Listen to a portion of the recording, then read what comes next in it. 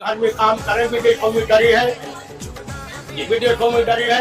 लड़की की हमदर्दी है बात पिता के प्रति और पिता की हमदर्दी है लड़के के प्रति, मगर समय का अभाव से अलग अलग डरे हुए हैं, इसलिए वे बुंदेलखंड राज्य अलग बनना चाहते। आप कहाँ से दादा जी? मैं खरीदा के पास पाठा गाँव की। मैं विनय तिवारी बुंदेलखंड नव निर्माण सेना भारत से।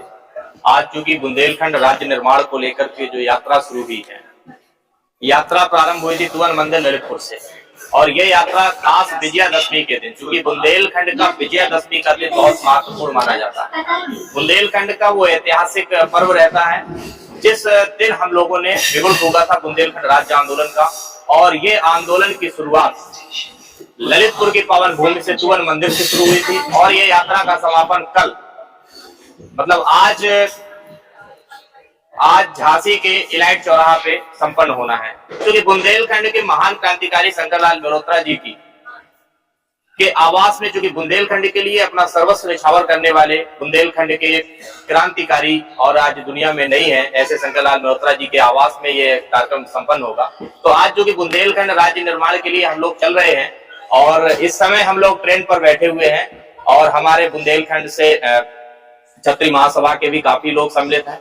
बुंदेलखंड जनशक्ति मोर्चा के सुशील द्विवेदी जी हैं, और आज हमारे साथ देव यादव जी भी हैं। तो चलिए आपको मिलवाते हैं बुंदेलखंड पर, चूंकि विशेष चर्चा हम लोग कर रहे हैं। तो हमारे बीच में सबसे पहले चंदेल जी संरक्षक हैं क्षत्रिय महासभा के। तो हम जानना चाहेंगे कि बुंदेलखंड की जो ये यात्रा काफी महत्वपूर्ण है, और बुंदेलखंड राज्य आंदोलन अपने आप में एक बहुत बड़ा आंदोलन है, क्योंकि बुंदेलखंड की खुशहाली का संदेश केवल और केवल वो है बुंदेलखंड प्रदेश।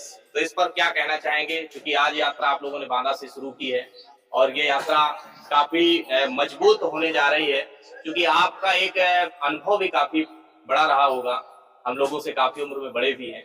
तो तमाम राज्य आंदोलन आपने देखे होंगे, क्योंकि 2000 से शुरू हुए आंदोलन, चाहे वो उत्तराखंड का आंदोलन रहा हो, चाहे वो झारखंड का आंदोलन रहा हो, चाहे छत्तीसगढ़ का आंदोलन रहा हो, और बुंदेलखंड राज्य आंदोलन तो काफी अरसे से चला आ रहा है। ये आज की मांग तो हुई नहीं, 1956 से लगातार बुंदेलखंड की मांग होती रही, लेकिन आज तक सफलता नहीं मिली। क्या कारण रहा, और क्या हम लोगों को आगे करना चाहिए जिससे बुंदेलखंड राज्य आंदोलन? पहले तो मैं धन्यवाद दूंगा और आभार भी व्यक्त करूंगा राजा बुंदेला के साथ जो भी टीम चल रही है उनके नेतृत्व में, जो सारे लोगों ने बुंदेलखंड राज्य की मांग को लेकर के ये आंदोलन प्रारंभ किया है।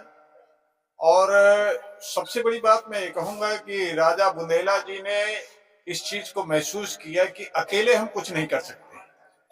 उन्होंने पूरे बुंदेलखंड के सभी जनपदों का भ्रमण किया, और जाति धर्म और उनसे परहेज करते हुए सारे सामाजिक संस्थाओं को, सारे सामाजिक लोगों को अपने साथ जोड़ा, और ये बहुत ही अच्छी पहल है।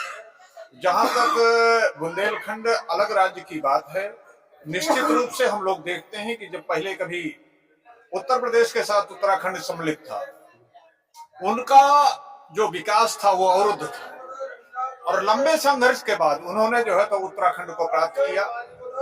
हम भी इस चीज को जो है तो जान रहे हैं कि जब बगैर संघर्ष के हम इसको प्राप्त नहीं कर सकते हैं, हमको संघर्ष करना पड़ेगा। और हमारा जो है तो पूरा संगठन अखिल भारतीय क्षत्रिय महासभा बांदा पूरी तरह से जो है तो राजा बुंदेला के साथ समर्पित है।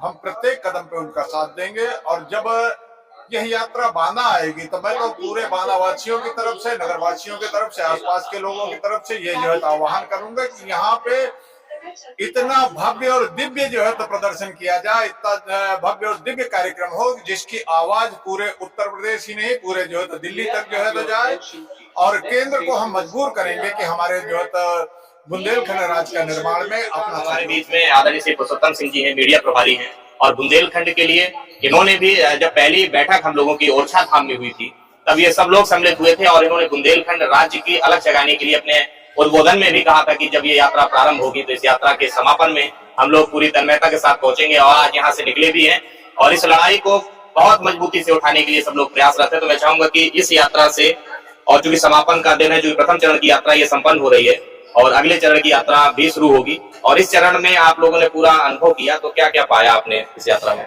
धन्यवाद तिवारी जी।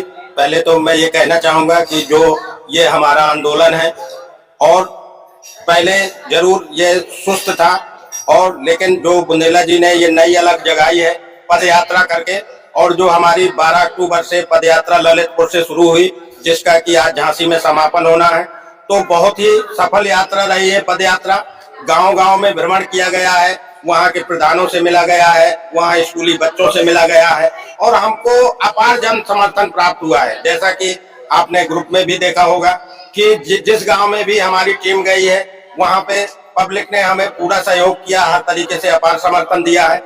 तो निश्चित रूप से मैं ये कहूंगा कि जब ये पद यात्रा हमारा ये जो प्रयास है वो आगे बढ़ेगा, सेकंड चरण, थर्ड चरण, फोर्थ चरण, और जैसे कि चौथे चरण में ये यात्रा हमारे बांदा आनी है, तो मैं चूंकि बांदा का मीडिया प्रभारी हूँ क्षत्रिय महासभा का, तो हम अपने क्षत्रिय महासभा की तरफ से ये आश्वस्त करते हैं राजा बुंदेला जी को कि जब भी उनकी यात्रा जो है पद यात्रा बांदा आएगी तो हम बहुत ही भव्य तरीके से और ज्यादा से ज्यादा संख्या में उपस्थित होकर के हम इनकी टीम का स्वागत करेंगे, और भ्रमण में भी हम जिले में पूरा उनके साथ रहेंगे। भ्रमण में तो अलग जो जगाई गई है उसको हम गवर्नमेंट जो सोई हुई है कि हमारा प्रदेश नहीं बनने देना चाहती, हमारे प्रदेश में, हमारे बुंदेलखंड में इतनी खनिज संपदा है जो हमारी यहाँ से बाहर जा रही है और हमारा विकास नहीं हो रहा, तो हम चाहेंगे कि राज्यों को छोटे छोटे राज्य बनाए जाए, नए तरीके से परिसीमन भी किया जाए। इतना बड़ा बुंदेलखंड है, यूपी में हमारा कुल 8 विधायक जाते हैं, तो नए तरीके से परिसीमन करने की भी जरूरत है। हमारे विधायकों की, सांसदों की संख्या बढ़नी चाहिए ताकि वो हमारी आवाज और जोर शोर से विधानसभा और लोकसभा में उठा सके। तो इस पद यात्रा से निश्चित रूप से एक बहुत बड़ा संदेश जाएगा कि हम ये तो निश्चित है, जब बुंदेलखंड राज्य का गठन हो जाएगा तो निश्चित तौर पर नया परिसीमन होगा और बुंदेलखंड में तमाम जिले नए बनेंगे, जिले के साथ नई विधानसभाएं होंगी और नई लोकसभा। ये मेरा मानना है कि जिले भी छोटे होने चाहिए कि आदमी अपने अगर जिला मुख्यालय पे जाना है उसे, तो वो दिन भर काम करके अपने घर वापस आ जाए। अब पता चला कि 300 किलोमीटर तक हमारी सीमा है, तो आदमी के आने जाने में ही 6 घंटे खराब होते हैं। तो मेरा मानना है कि छोटे छोटे जिले होने चाहिए, छोटे छोटे राज्य होना चाहिए, जिससे विकास बढ़े, हमारी जो अमूल खनिज क्षमता है उससे हमारा डेवलपमेंट बढ़े, हमारे यहाँ शिक्षा के अवसर बढ़े, हमारे यहाँ रोजगार के अवसर बढ़े।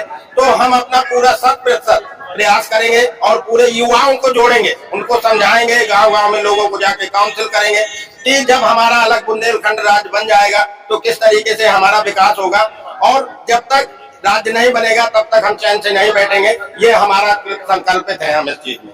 बिल्कुल निश्चित तौर पर आपने जैसा बताया कि क्योंकि बुंदेलखंड में शिक्षा, स्वास्थ्य और जो मूलभूत सुविधाएं हैं लोगों को नहीं मिल पा रही हैं, जिस कारण से भी बुंदेलखंड राज्य बहुत जरूरी है। तो बुंदेलखंड राज्य आंदोलन कोई छोटा आंदोलन नहीं है, ये कोई नए गांव की ग्राम पंचायत या नई कोई ब्लॉक या नया कोई जिला बनाने का नहीं है। ये बुंदेलखंड राज्य मतलब क्या, भारत में आज जितने भी राज्य उनमें से एक राज्य और बुंदेलखंड बनना है। तो बुंदेलखंड राज्य आंदोलन की लड़ाई काफी महत्वपूर्ण है, और ये लड़ाई जब तक जन आंदोलन नहीं बनेगी तब तक ये लड़ाई मजबूत नहीं होगी। हमारे सुशील द्विवेदी जी हैं और बुंदेलखंड जनशक्ति मोर्चा के संयोजक हैं, और ये भी बांदा से चल करके आए हैं। तो मैं इनसे भी जानना चाहूंगा कि बुंदेलखंड, क्योंकि ये युवा हैं और निश्चित तौर पर कई आंदोलनों में लोगों ने सहभागिता निभाई है, आखिर ये क्या तैयारियां हैं? क्योंकि पदयात्रा से तो बुंदेलखंड राज्य बनेगा नहीं, लेकिन इस पदयात्रा से निश्चित तौर पर लोगों में जागरूकता आएगी और आगे आने वाले आंदोलनों में इसकी एक महत्वपूर्ण जिम्मेदारी भी होगी। तो क्या बताएंगे आप? बहुत बहुत धन्यवाद विनय जी। देखिए, जो 12 तारीख को त्वन मंदिर ललितपुर से यात्रा को प्रारंभ किया गया था, तो विजयदशमी का दिन था, और ये संकल्प लेकर के हम यात्रा में निकले हैं कि हम विजय लेकर के ही लौटेंगे। तो इसमें तो कोई संशय नहीं है कि बुंदेलखंड राज्य नहीं बनेगा, बनेगा। इसीलिए हम पद यात्रा पूरे बुंदेलखंड में कर रहे हैं, और आज यात्रा के 24 तारीख को झांसी लाइट चौराहे पर यात्रा के प्रथम चरण का विश्राम है, और आगामी यात्रा इसके बाद त्योहार के बाद की जाएगी। तो निश्चित तौर पर बुंदेलखंड की भूमि वीर प्रसूता है, इसने वीरों को जन्म दिया है। तो आगे राजा बुंदेला जी के नेतृत्व में जो यात्रा चल रही है, और गांव गांव जाकर के आप देख रहे होंगे कि प्रत्येक ग्राम पंचायत के प्रधानों का समर्थन मिल रहा है, गांव गांव से आम जनमानस का समर्थन मिल रहा है, और ये बड़ी आवाज बन करके हम आगे की लड़ाई को मजबूती प्रदान करेंगे। और इसमें युवाओं की भूमिका बहुत महत्वपूर्ण रहने वाली है, क्योंकि ये हमारी मातृभूमि की लड़ाई है, और उस मातृभूमि का कर्ज हमारे ऊपर है, उसकी नैतिक जिम्मेदारी है कि हम लोगों को बुंदेलखंड के लिए निकलना चाहिए, प्रत्येक नौजवान को निकलना चाहिए, और इस बात को समझना होगा। और नौजवानों को उसका ध्वजवाहक बनकर बुंदेलखंड राज्य के लिए निकलना होगा। तो निश्चित तौर पर युवा भी जाग रहा है और महाविद्यालयों कॉलेजों में निरंतर आप जैसा कि देख रहे होंगे लगातार जन समर्थन मिल रहा है। अब युवा सड़कों पर उतर रहा है और इसका एक नमूना आपको झांसी को देखने को मिलेगा कि युवा कितनी भागीदारी ले रहा है और बुंदेलखंड राज्य के लिए वो भी श्री शांति भूषण सिंह गौतम जी जो क्षत्रिय महासभा के महासचिव हैं बांदा से। तो मैं इनसे मेरा सवाल ये रहेगा कि जिस तरह से बुंदेलखंड में किसानों ने पलायन किया है और आप देखें कि गांव-गांव में जो किसान खेतों पर काम करता था, खेती पे ज्यादा कुछ मिला नहीं बुंदेलखंड को, चूंकि खेतों में पानी नहीं, अन्य सुविधाएं नहीं, जिस कारण से बुंदेलखंड का किसान, गांव का किसान दिल्ली, बंबई, गुजरात में जाकर के मजदूर बन गया। आखिर क्या वजह रही? क्या सरकार इस पर कुछ कर नहीं पाई? धन्यवाद। ये निश्चित है, आप जो कह रहे हैं कि सरकार बुंदेलखंड को हमेशा उपेक्षित करती रही, इसलिए यहाँ का किसान जो है संपन्न नहीं रहा आर्थिक रूप से। क्योंकि आज खेती का जो है बहुत ज्यादा चेंजेज हो गए हैं, जो बाहर देखने में मिल रहे हैं, उसमें निवेश की जरूरत है। बुंदेलखंड का किसान अभी जो है क्या नाम से इससे पीछे है। और अगर ये राजा बुंदेला की जो मुहिम चल रही है सफलता मिलेगी, इसमें असफलता तो मिलनी ही नहीं है। जिस तरह उनकी यात्रा शुरू हुई है, लोगों के अंदर जो भावनाएं जाग रही हैं, युवा तैयार हो रहा है, तो अगर ये राज्य बन जाएगा तो निश्चित तौर पे किसानों की संपन्नता समृद्धि बढ़ेगी और किसानों के लिए बहुत कुछ सारी योजनाएं हैं। केंद्र सरकार और भारत सरकार से बहुत सारी किसानों के लिए योजनाएं आती हैं जो कि बुंदेलखंड को नहीं मिल पा रही हैं। निश्चित तौर पे राज्य बनने से ये तो फायदा हो गया, होना भी चाहिए। क्योंकि मैं कृषि क्षेत्र से जुड़ा हुआ हूँ और मैं जो हमारे जनपद में बांदा कृषि एवं प्रौद्योगिकी विश्वविद्यालय है वहाँ मैं बोर्ड का सदस्य भी हूँ, तो मैं हमेशा वहाँ किसानों का नेतृत्व करता हूँ। नई नई तकनीकों का जो है मैं अक्सर किसानों के बीच में वो करता हूँ। लेकिन अगर राज्य बन जाएगा तो बहुत ही विकास होगा और ये जो पलायन हो रहा है, सूरत है, बंबई है, गुजरात है, किसान जा रहे हैं, वो नहीं जाएंगे। वैसे अब धीरे धीरे चेंजेस शुरू हो गए हैं। कहने के लिए ये कह दिया जाए कि सब मर्जों का एक इलाज वो है बुंदेलखंड। बुंदेलखंड, जय बुंदेलखंड। निश्चित तौर पर हमारे साथ में अभी बात कर रहे थे शांति भूषण गौतम जी जो महासचिव है क्षत्रिय महासभा की। तो बुंदेलखंड राज्य तो बहुत जरूरी है और बुंदेलखंड राज्य कैसे बनेगा इसके लिए हम जानेंगे। श्री रामजी रावण गौतम जी हैं, ये भी उपाध्यक्ष है क्षत्रिय महासभा से। तो बुंदेलखंड राज्य निर्माण को लेकर के जिस तरह से युवा भी सड़कों पर उतरा और 1990 का एक ऐसा दशक था जिसमें बुंदेलखंड राज्य की गूंज दिल्ली और तब चाहे वो मध्य प्रदेश की विधानसभा हो या उत्तर प्रदेश की विधानसभा हो, सब जगह गूंज सुनाई दे रही थी। आखिर क्या कारण रहा कि एकदम से आंदोलन धीमा पड़ा? फिर एक बार उस आंदोलन को गति देने के लिए राजा बुंदेला फिर आ गए हैं सड़कों पर और अब लगता है कि फिर वही समय याद आ रहा है कि बुंदेलखंड राज्य बनने वाला था और अचानक से आंदोलन धीमा पड़ा और आंदोलन को गति जो मिलनी चाहिए थी वो नहीं मिली। तो अब क्या लगता है कि अब बुंदेलखंड राज्य आंदोलन की जो लड़ाई जारी की गई है उससे बुंदेलखंड राज्य बनेगा? सबसे पहले तो मैं आपको धन्यवाद ज्ञापित करना चाहूंगा कि आप हम लोगों के माध्यम से जो धारणा है बुंदेलखंड राज्य की, जो जहां तक मेरा मानना है कि बुंदेलखंड के सभी वासियों में अंदर मन में ये जरूर धारणा रही है और है भी कि बुंदेलखंड राज्य बने। उसको राजा बुंदेला ने समय समय पर उद्यत किया। आपने जो अभी बात कही यूपी और एमपी दोनों प्रदेशों की बात, मेरा मानना यह है कि हमारे बुंदेलखंड राज्य को बनाने की, निर्माण करने की नहीं, पुनर्निर्माण की आवश्यकता है। बुंदेलखंड तो हमारा था ही राज्य। बिल्कुल बिल्कुल, बुंदेलखंड तो हमारा राज्य था ही। उसको अंग्रेजों ने जब देश आजाद हुआ तो उसको दो भागों में बांट दिया उन्होंने, आधा उत्तर प्रदेश में कर दिया, आधा मध्य प्रदेश में कर दिया। क्योंकि यहाँ की जो ताकत है, यहाँ की जो शक्तियां हैं, उन्होंने अपने कुचक्र के कारण उसको दो भागों में बांट दिया। तो हमें इसके पुनर्निर्माण की जरूरत है और हमारा राज्य तो बुंदेलखंड था ही। और मैं बुंदेलखंड वासियों से मैं आग्रह करूंगा, निवेदन करूंगा कि इस बुंदेलखंड शब्द को अगर जब तक गंगा जमुना में पानी है तब तक अमर रखना है तो इसको राज्य बनाने के लिए संघर्ष करना है, अन्यथा कुछ दिन के बाद ही बुंदेलखंड शब्द ही नष्ट हो जाएगा। बिल्कुल, जैसा कि अभी पूर्व में अभी एक ट्रेन इससे पहले निकली है, बुंदेलखंड एक्सप्रेस। आप इस बुंदेलखंड एक्सप्रेस का नाम परिवर्तन किया गया था, बीच में बुंदेलखंड नाम हटा दिया गया था, जिसको लेकर के तमाम संगठनों ने, हम लोगों ने काफी ज्ञापन और धरना प्रदर्शन किया, फिर पुनः बुंदेलखंड नाम जोड़ा गया। जी जी जी। तो बुंदेलखंड नाम जगह जगह से हटाने का प्रयास जो कुछ रचा जा रहा है, वही मैं कह रहा हूँ, उसी को खत्म करने के लिए तो पहले से ही 2 भागों में उसको बांटा गया। और मैं ये कहना चाहूंगा कि वो थोड़ा सा विस्मृत हो गया बीच में बातों के व्यक्तन की वजह से, एक बात कि ये बुंदेलखंड राज्य के लिए मैं वहां था जहां से हम लोगों को इसको अमल करने की जरूरत है, रखने की जरूरत है। और सभी देश ये बुंदेलखंड वासियों से यह है कि जो आपने कहा, हाँ मैं पहुंच गया, जो आपने कहा कि वो चला आंदोलन फिर ठंडा पड़ गया, जहां तक मुझे जानकारी है वो इसलिए ठंडा हो गया था कि उस समय केंद्र सरकार और प्रदेश सरकार में अंतर था। सरकारों में जो पार्टियों के नाम से जो सरकारें चलती हैं, वो उत्तर प्रदेश में दूसरी पार्टी की सरकार थी, मध्य प्रदेश में दूसरी की थी, केंद्र में तीसरी की थी, ऐसा कुछ व्यतिक्रम था। बिल्कुल। और जहां तक मैं समझता हूं ये समय उपयुक्त है, उत्तर प्रदेश में भी, मध्य प्रदेश में भी और केंद्र सरकार में भी एक ही पार्टी की सरकार है। तो मैं बुंदेलखंड क्षेत्रवासियों से पुनः निवेदन करूंगा आपके माध्यम से कि ऐसा शुभ अवसर आगे मिले न मिले, इस शुभ अवसर का लाभ उठाने के लिए अपनी आवाज को इतनी तेज बुलंद करने की जरूरत है दोनों प्रदेशों में, कि इन्हीं सरकारों में, इन्हीं कार्यकालों में बुंदेलखंड राज्य का पुनर्निर्माण होगा।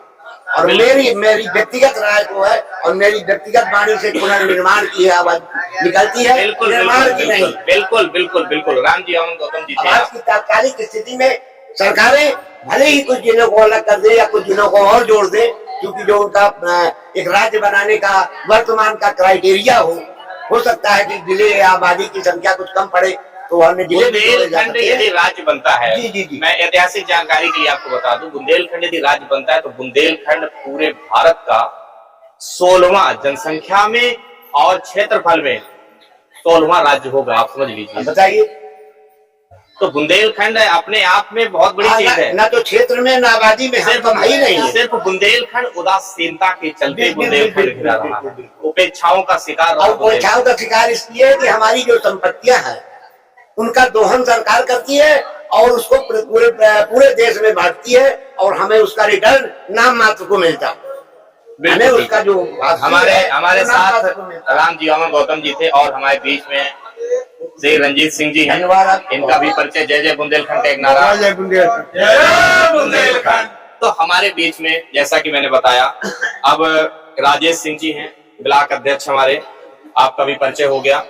बड़ोखा देखते हैं। तो निश्चित तौर पर मैं ये कह रहा था कि बुंदेलखंड राज्य निर्माण की जो अलग, तो बुंदेलखंड राज्य कोई नाम नहीं है, बुंदेलखंड एक एहसास है, बुंदेलखंड अपनी माटी का एक एहसास है, बुंदेली भाषा का एक एहसास है।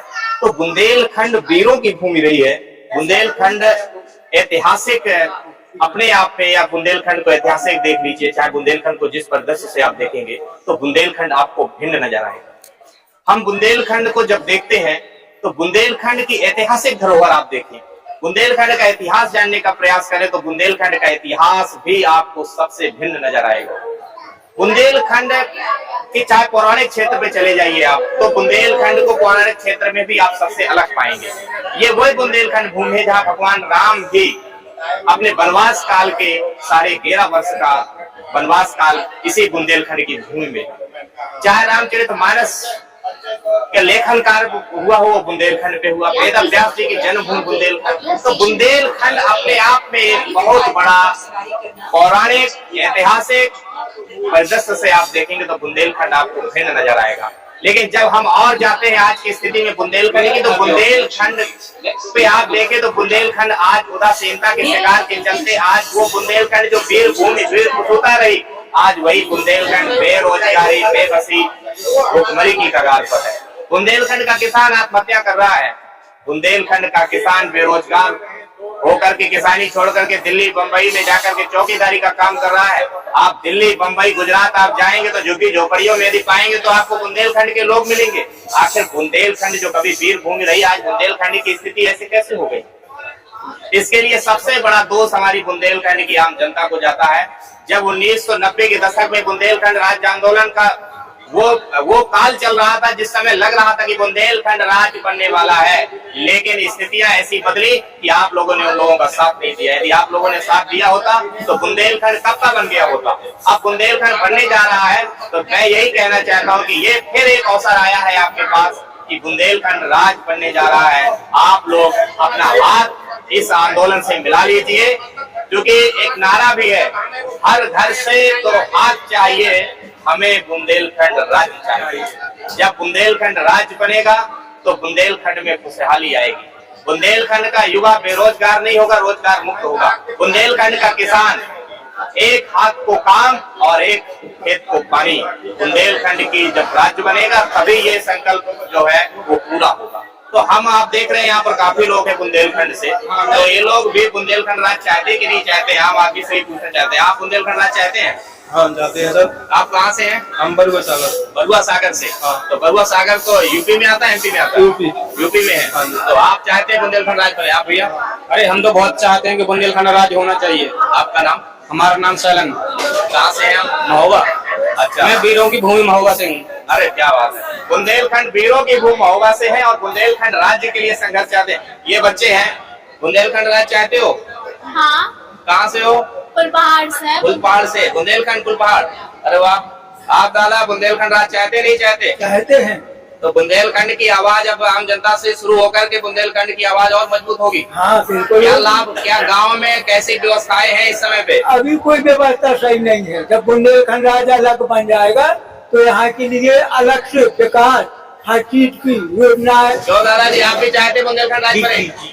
हमारे बीच माता जी हैं, आप क्या चाहती हैं कि आपके बच्चों को रोजगार मिले बुंदेलखंड में? रोजगार मिले सबको, गरीब को ज्यादा रोजगार मिलने चाहिए। क्योंकि आपके गांव में भी तो लोग पलायन करते होंगे, दिल्ली बम्बई गुजरात करते हैं, जरूर करते अपने हैं। माँ बाप को छोड़ करके बच्चे चले जाते हैं। सालों क्या क्या घटनाएं घट जाती हैं, कुछ पता नहीं चलता। कुछ नहीं पता चलते, क्या कर पेट पालने के लिए भाग जाते हैं, चले जाते तो हैं। बुंदेलखंड की जो पीड़ा है, वास्तव में बुंदेलखंड की बहुत बड़ी पीड़ा है। दादाजी हमारे बीच में है और काफी उम्र दराज है, और बुंदेलखंड के लिए क्या ये सोचते हैं बुंदेलखंड राज्य बनना चाहिए नहीं बनना चाहिए? बुंदेलखंड राज्य अलग बनना चाहिए, ताकि यहाँ के नौयुवक है तो अपने घर में काम करें, विदेशों में डरे हैं। पाठा गांव, बिल्कुल मैं पाठा गया हूँ, और पाठा बुंदेलखंड का वो क्षेत्र है जो महोबा जिले में आता है, और काकुल प्राचीन हनुमान जी का मंदिर बहुत नजदीक है इनके। लेकिन पाठा गांव की स्थिति देखें तो सड़क बहुत बुरी स्थिति पे है, कई वर्षों से खराब पड़ी। खरेला ये जो आपका काकुल वाली सड़क थी, कई वर्षों से खराब पड़ी रही, लेकिन हम लोगों ने उसके लिए भी आंदोलन किया था और वह सड़क बनी। लेकिन पाठा की सड़क नहीं बनी। पाठा की नहीं बनी, और पाठा के अभी RCCO गांव के खरीदे सब उखड़ी पड़ी हुए हैं। मैं निश्चित तौर पर बुंदेलखंड का प्रत्येक व्यक्ति, वो चाहे नौजवान हो, बच्चे हो, बूढ़े बुजुर्ग हो, सब लोग चाहते हैं कि बुंदेलखंड राज्य बने। क्योंकि बुंदेलखंड यदि राज्य नहीं बना तो बुंदेलखंड का विकास होने वाला नहीं है। यहाँ का युवा बेरोजगार, शिक्षा के क्षेत्र में कोई व्यवस्था नहीं है। अब ये पाठा गांव से हैं, अब इनसे कह दिया जाए कि कोई अस्पताल है पास में, तो नहीं, ना स्वास्थ्य की सुविधाएं है, ना अच्छी शिक्षा है, ना है अच्छी चिकित्सा। तो निश्चित तौर पर जब तक बुंदेलखंड राज्य नहीं बनता है, मैंने पिछली बार भी कहा था और अभी भी कह रहा हूँ, सब मर्जों का एक इलाज वो है बुंदेलखंड राज्य। जय जय बुंदेलखंड, जय जय बुंदेलखंड, जय जय बुंदेलखंड। मतलब कहने का मतलब युवा जब बुजुर्गों में जोश आ गया तो बुंदेलखंड राज्य बनने में देर नहीं लगेगी। साथियों, मैं विनय तिवारी आप लोगों से पुनः मिलूंगा इसी यूट्यूब चैनल के माध्यम से। आप सभी लोग बुंदेलखंड के इस यूट्यूब चैनल को सब्सक्राइब करें और लाइक करें, और अपने कमेंट के माध्यम से इस आज ट्रेन में हुई वार्ता के बारे में 2 शब्द जरूर लिखें। यूट्यूब चैनल है विनय तिवारी हमीरपुर ऑफिशियल। बहुत बहुत धन्यवाद। जय बुंदेलखंड।